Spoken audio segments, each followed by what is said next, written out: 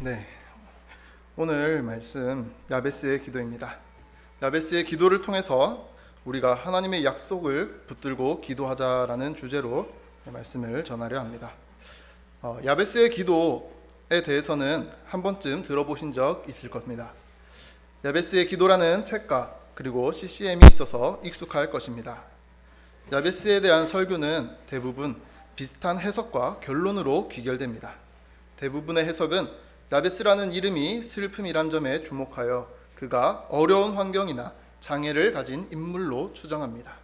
그럼에도 불구하고 그가 신실하게 기도하여 하나님의 복을 받았다는 것이 주된 설명입니다. 그리고 이러한 해석은 개인적인 고난을 극복한 모범 사례로서 야베스를 조명합니다. 이러한 야베스의 기도는 많은 사람들에게 개인적인 복을 위한 기도문으로 사랑받고 있습니다. 마치 성공하는 비법이나 혹은 복받는 공시처럼 여기기까지 합니다. 그러나 이 본문의 시대적 배경을 통해서 보면 이 야베스의 기도가 그러한 기도가 아니었다라는 사실을 금세 알 수 있습니다. 야베스는 하나님의 언약을 붙들고 공동체의 회복을 소망한 믿음의 기도를 드렸습니다. 이 기도는 단순한 바람을 전달하는 수단이 아니었습니다. 하나님의 약속을 붙들고 그것이 이루어지기를 믿음으로 선언하며 참여하는 언약적 행위였습니다. 그렇기에 오늘날 우리 역시 기도의 본질, 곧 하나님의 뜻과 나라를 향한 간구를 회복해야 합니다. 오늘 이 말씀을 통해 우리는 진정한 기도의 본질이 무엇인지, 그리고 또 어떤 기도가 하나님께 상달되는지를 살펴보려 합니다. 먼저 역대기의 배경을 살펴보겠습니다. 역대기는 이스라엘 역사에서 새로운 전기를 맞는 시점입니다. 곧 바벨론 포로 생활을 마치고 고레스의 칙령을 따라 가나안으로 귀환한 백성들을 위해 기록되었습니다. 그 목적은 하나님의 뜻을 따라 그 땅에서 다시 하나님의 나라를 이루는 데 있습니다. 이 중요한 사명을 위해 가장 핵심적인 역할을 맡게 될 지파는 바로 유다 지파였습니다. 그래서 역대기는 유다 지파를 가장 길게 언급합니다. 유다 지파는 가나안 정복의 첫 번째 지파로 부름을 받았던 지파이며 포로 귀환 시대에도 마찬가지였습니다.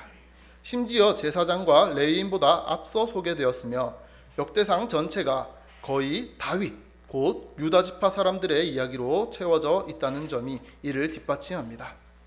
이처럼 중요한 유다 지파의 족보 가운데 등장하는 특별한 인물이 있습니다. 그것은 바로 야베스입니다. 그는 족보에서 흔치 않게 인물에 대한 설명들이 삽입되어 있습니다. 이는 그가 신앙적인 모범으로서 그의 삶이 후대의 귀한 백성들에게 특별한 메시지를 주기 때문에 그렇습니다. 이 야베스는 당대의 귀중한 자로 평가를 받습니다. 성경은 그가 그렇게 존귀한 자가 된 이유를 두 가지로 설명합니다. 곧 그의 기도와 하나님의 응답이 있었다는 것입니다. 야베스는 역대상 4장에서 유다 지파 족보 중에서 등장하고 있습니다. 그 족보의 흐름 속에서는 이 헤스론의 후손인 갈미와 훌과 소발의 계보에 나옵니다. 여기서 갈미는 우리가 알고 있는 갈렙입니다. 이 갈렙은 여호수아 시대의 인물입니다. 그렇다면 이 야베스가 등장하고 있는 이 족보를 따라서 본다면 갈렙의 손자 세대, 즉 사사시대의 초기의 인물이라는 것을 우리는 알 수 있습니다. 사사시대는 이스라엘이 하나님을 떠나 우상을 따르다가 대적들에게 고통을 받는 반복적인 악순환의 시대였습니다. 정복전쟁이 멈추고 많은 이들이 가나안 신들에게 절하며 약속의 땅을 포기하던 때였습니다. 야베스는 바로 그 시대 속에서 하나님께 구하고 언약의 말씀을 믿으며 살아갔던 인물입니다. 다음으로는 야베스라는 인물에 대해서 살펴보겠습니다. 야베스라는 이름은 고통을 뜻합니다. 그의 어머니는 아들을 낳으며 당시 그 시대가 받고 있는 고난을 반영하여 그 이름을 붙였습니다. 이는 개인적인 고통을 넘어 당시 공동체가 겪고 있는 영적이며 육체적인 고통을 나타냅니다. 이방 민족들의 압제와 신앙적 혼란 속에서 태어난 이 야베스는 그러한 시대를 잘 반영하고 있는 이름을 가진 인물입니다. 어머니는 고통의 시대를 살아가며 자녀의 이름을 시대의 아픔을 담아 야베스라 지었습니다. 이는 한 사람의 개인적인 불행을 담고 있는 것이 아니라 언약 백성 전체가 죄로 인해 이 고통이 찾아왔다라는 것을 보여주는 것입니다. 성경에는 시대의 신앙적인 고백이나 기대를 반영한 이름들이 종종 등장합니다. 예를 들어 여호수아와 호세아 등이 있습니다. 이 이름은 예수라는 이름과 동일한 의미를 지닌 하나님의 구원을 소망할 때 지어진 이름들입니다. 이는 단지 부모의 기호가 아니라 당시 공동체 전체가 하나님의 구원과 회복을 갈망하고 있었다라는 것을 보여줍니다. 마찬가지로 야베스라는 이름도 그의 어머니의 개인적인 고통을 넘어 이스라엘 백성 전체가 겪고 있던 환난과 고통의 시대적 맥락 속에서 이해되어야 합니다. 역대기의 저자가 족보 가운데 야베스의 이름과 그 의미를 굳이 설명하며 강조한 것이 그와 동일한 시대를 겪고 있는 역대기의 포로기한 공동체에게 우리는 이 상황을 어떻게 이겨낼 것인가, 그 방법을 제시하기 위해서입니다. 역대기의 저자는 이 야베스를 통해서 하나님의 언약에 대한 충성과 기도로 하나님께 나아가는 자를 하나님께서 어떻게 존귀히 여기는지를 보여주고 있습니다. 그는 당대의 흐름을 거슬러 하나님께 기도한 자였습니다. 당시 많은 사람들이 바알과 아세라, 그 외에 가나안 신들에게 아뢰던 시대였습니다. 그는 이스라엘의 하나님께 기도하고 있습니다. 이런 악한 시대 가운데서도 이스라엘의 하나님께 기도했던 것입니다. 이 이스라엘의 하나님이라는 호칭은 단순한 민족적인 표현이 아닙니다. 그의 신앙이 담겨있는 그런 이름을 부르는 것입니다. 이스라엘의 하나님이란 야곱이 하나님과 씨름을 한 뒤에 하나님과 겨루어 이긴 자라 불린 사건을 떠오르게 합니다. 즉, 이 호칭에는 언약을 따라 씨름하면 결국 복을 주시는 신실한 하나님에 대한 인식이 담겨 있습니다. 야베스는 야곱처럼 언약 안에서 씨름하며 하나님의 복을 구했습니다. 야베스가 믿음으로 기도했다라는 것입니다. 그리고 그는 자기에게 주어진 임무들을 수행했습니다. 그는 단지 말로 기도한 것에서 그치지 않고 그 기도에 합당한 믿음의 행동을 했다는 것입니다. 그에게 주어진 임무는 백성들과 함께 나아가 대적들을 치는 것입니다. 바로 약속의 땅을 정복하러 나아가는 행동입니다.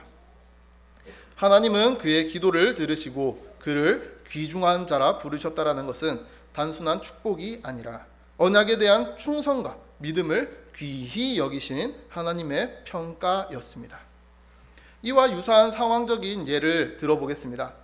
야곱이 요셉을 더 사랑하여서 채색옷을 지어 입힌 사건을 들 수 있습니다. 이는 단지 편애의 표현이 아니었습니다. 야곱의 사랑과 기대 그리고 하나님의 계획이 요셉을 통해 이루어질 것임을 상징합니다. 마찬가지로 하나님의 영광이 야곱에게서 요셉에게로 옮겨진 것처럼 야베스에게도 하나님의 영광이 머물게 되었다라는 것을 이 귀중한 자라는 표현 속에 담고 있습니다. 즉, 귀중한 자라는 표현은 단순한 칭찬이 아니라 하나님의 영광이 임한 자요, 언약관계 속에서 존귀하게 혹은 영광스럽게 된 자라는 의미를 지닙니다. 이때 우리는 역대기의 저자가 왜 야베스를 이처럼 특별하게 묘사했는지 주목해 보아야 합니다. 그 이유는 분명합니다.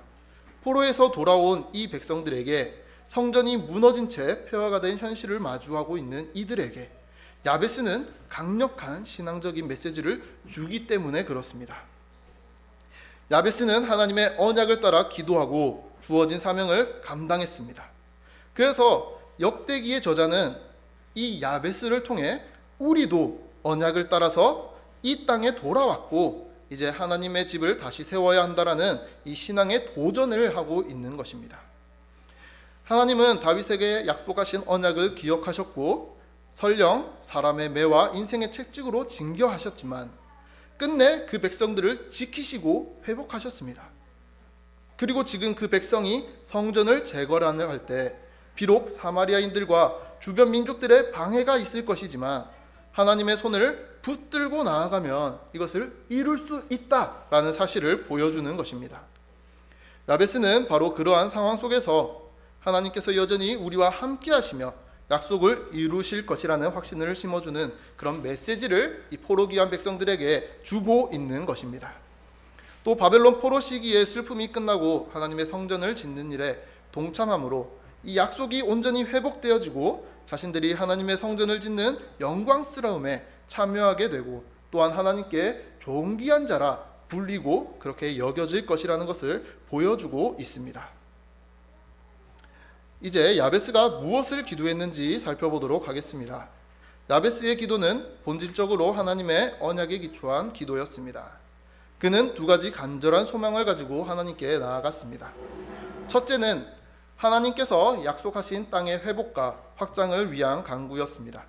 두 번째로는 그 땅에서 참된 안식을 누리기 위한 하나님의 도우심을 구하는 기도였습니다.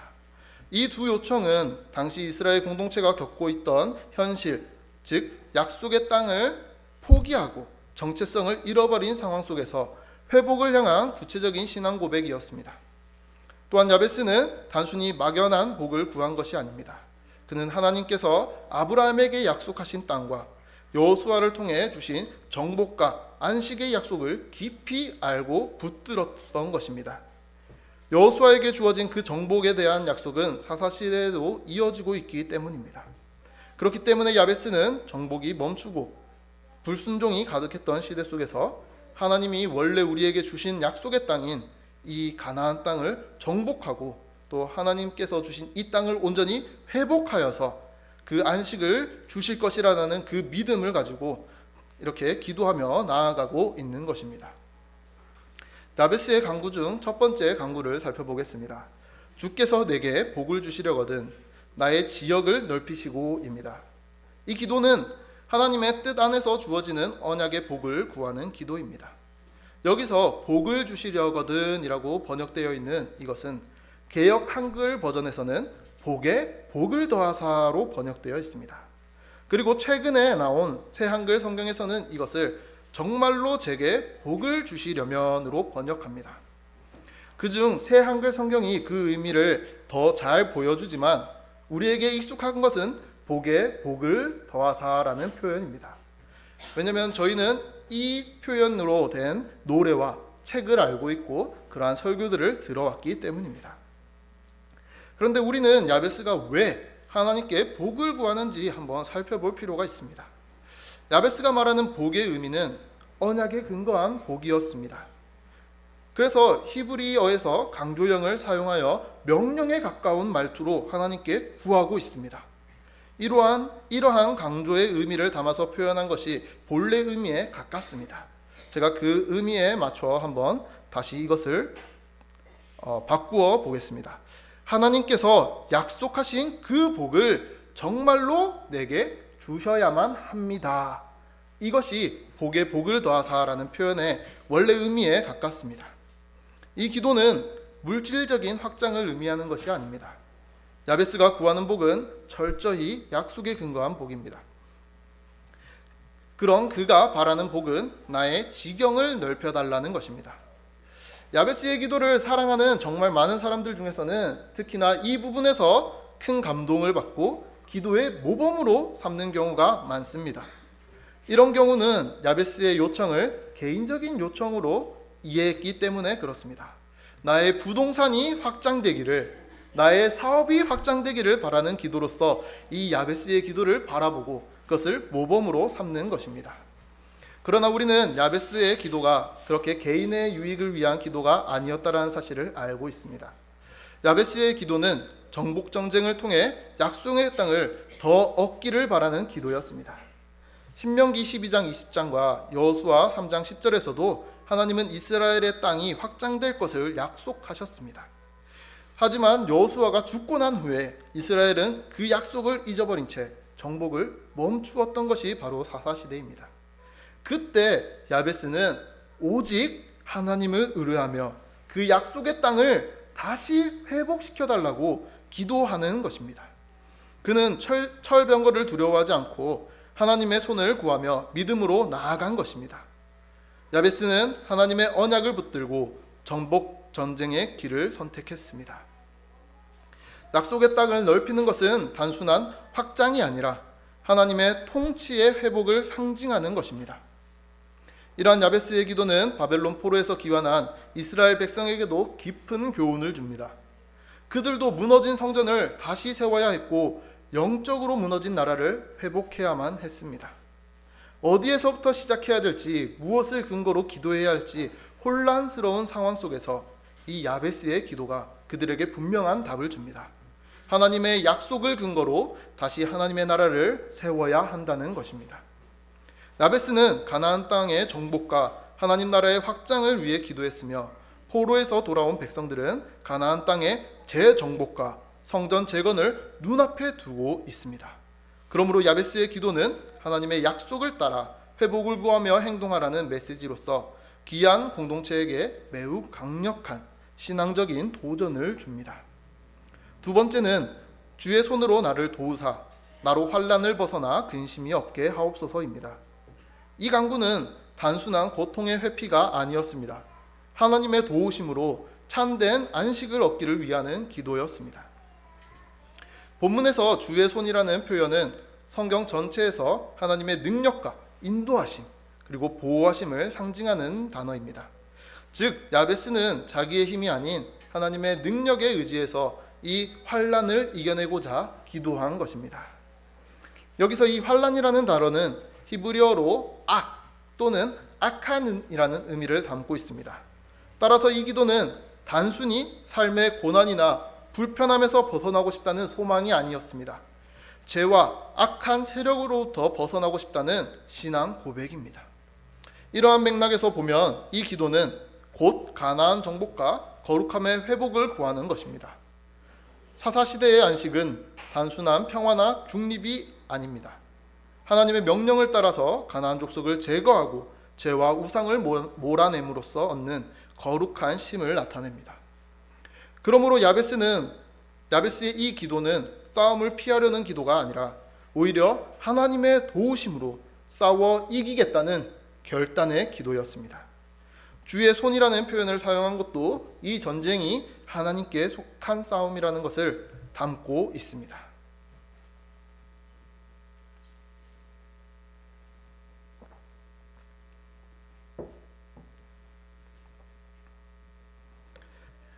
이 기도는 인간적인 힘이 아니라 하나님의 손에 도우심이 있어야만 가능한 정복이고 회복이었기 때문에 야베스는 전적으로 하나님을 의지하고 있습니다.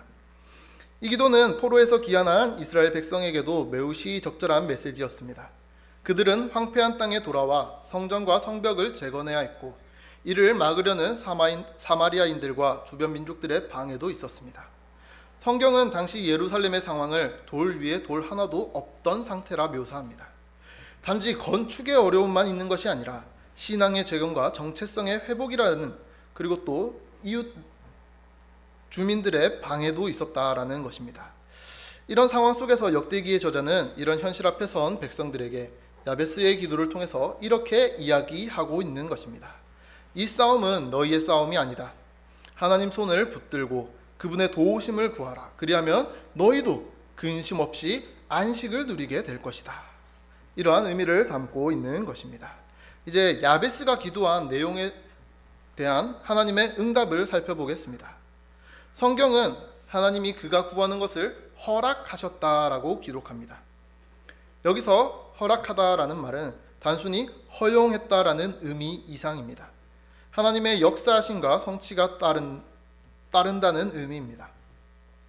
히브리어 원어상으로는 어떤 과정을 거쳐서 취하다, 가져오다라는 말을 내포하고 있습니다.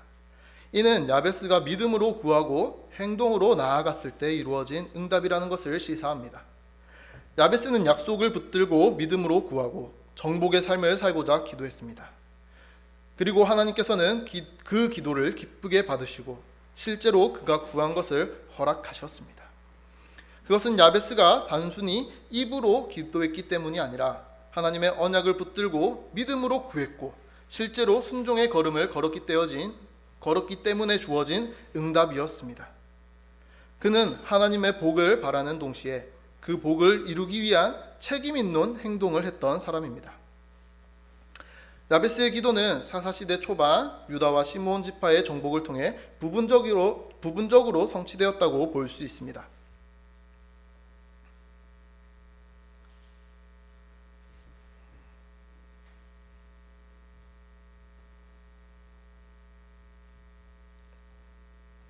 부분적으로 성취되었다고 볼 수 있습니다. 하나님께서는 가나안 땅의 정복과 거룩함을 유지를 명령하셨고 일부 지파를 통해 그 뜻을 이루셨습니다. 그러나 이스라엘 전체로 볼 때는 불순종과 타협으로 인해 약속의 완전한 성취는 지체되고 제한적인 결과만을 낳았습니다. 그럼에도 하나님은 언약을 저버리지 않으시고 사사들을 통해 끊임없이 구원의 손길을 베푸셨습니다. 그리고 마침내 다윗과 솔로몬 시대에 이르러 이스라엘은 넓은 영토를 얻고 안식을 누리게 됩니다. 이 모든 역사는 하나님의 약속은 반드시 성취되며 그 언약을 붙들고 순종하는 자에게는 실제적인 복과 안식이 주어진다는 사실을 증거합니다. 야베스의 기도도 바로 이 언약적인 믿음에 기초한 기도였습니다. 하나님은 그 믿음을 귀히 여기셔서 실제로 그가 구하는 것을 허락하셨습니다. 야베스의 기도는 또한 바벨론 포로에서 귀환한 백성들에게 강력한 메시지를 전달합니다. 하나님께서 주신 언약이 여전히 유효하며 이미 우리들 삶 속에서 성취되기 시작했다는 사실을 보여주는 것입니다. 포로 귀환 자체가 하나님의 약속의 성취였기 때문에 그렇습니다. 이제 그들이 바라보는 것은 성전의 재건과 하나님의 임재의 회복입니다. 곧 예배의 회복, 참된 안식의 회복이 그들 눈앞에 놓여져 있습니다. 이것들은 예레미야와 에스겔을 통해서 하나님께서 예언하셨던 내용들입니다. 이 백성들은 언약을 기억하며 나아가 가나안을 재정복하고 하나님 나라를 재확장하는 가운데 하나님의 도우심으로 약속이 이행되어 땅과 안식의 복을 얻으리라는 확신을 하게 됩니다. 이들의 길은 외적인 싸움뿐만 아니라 내적인 회개와 순종의 싸움이기도 했습니다. 이처럼 하나님의 약속을 붙들고 기도하며 그 뜻을 향해 순종할 때 하나님은 그 기도를 들으시고 그분의 뜻 안에서 반드시 응답하십니다. 하나님의 응답은 언약을 믿는 자의 기도와 순종 속에서 이루어지는 역사입니다. 이제 결론을 맺도록 하겠습니다. 야베스의 기도는 단지 과거 한 인물의 간구가 아닙니다. 그것은 그의 기도는 하나님의 약속을 믿고 언약에 참여하며 그 뜻을 이루고자 했던 신실한 믿음의 모범적인 기도였습니다. 그는 하나님께서 주신 땅의 약속과 안식의 약속을 붙들었습니다. 하나님의 손을 의지하여 실천적인 순종으로 나아갔습니다. 그리고 하나님은 그 믿음을 귀히 여기시고 그가 구하는 것을 허락하셨습니다. 오늘을 사는 우리에게도 하나님께서 주신 기도의 모범이 있습니다. 그것은 바로 예수님께서 친히 가르쳐 주신 기도, 주기도문입니다. 이 기도에는 야베스의 기도와 같이 하나님의 뜻과 나라를 향한 간절한 소망과 믿음이 담겨져 있습니다. 또한 주기도문은 예수님께서 신약 백성인 교회에게 주신 약속이 담겨 있는 기도이며 하나님의 백성이 어떻게 기도해야 하는지를 분명히 가르쳐 주고 있습니다. 그러므로 우리는 야베스처럼 또 예수님께서 가르쳐 주신 것처럼 기도해야 합니다. 이스라엘의 하나님께 기도한 야베스처럼 우리는 하늘에 계신 우리 아버지께 기도해야 합니다. 언약의 복을 따라 지역의 확장을 구했던 야베스처럼 뜻이 하늘에서 이루어진 것 같이 땅에서도 이루어지기를 구해야 합니다. 또 주의 손으로 도우사 환난을 벗어나 근심이 없게 해달라던 그 야베스처럼 우리는 우리를 시험에 들게 하지 마옵시고 다만 악에서 구하여 주시기를 구해야 합니다. 야베스는 하나님의 언약을 붙들고 기도했던 사람입니다. 그리고 그는 믿음의 기도와 더불어 행동에 순종하는 행동이 있었습니다. 그리고 하나님께서는 그에게 응답을 하셨고 그의 기도하는 것을 허락하시고 존귀한 자라 평가 내리셨습니다. 우리 또한 그와 같이 기도하고 그와 같은 믿음으로 순종하는 삶을 살아가야 합니다. 이는 단지 문제 해결이나 개인적인 성공을 위한 기도가 아니라 하나님 나라와 의를 먼저 구하며 그의 뜻을 이루기 위해 결단하는 삶이어야 합니다. 우리가 이렇게 기도할 때 예수님께서는 이런 약속을 주셨습니다. 너희는 먼저 그의 나라와 그의 의를 구하라. 그리하면 이 모든 것을 너희에게 더하시리라.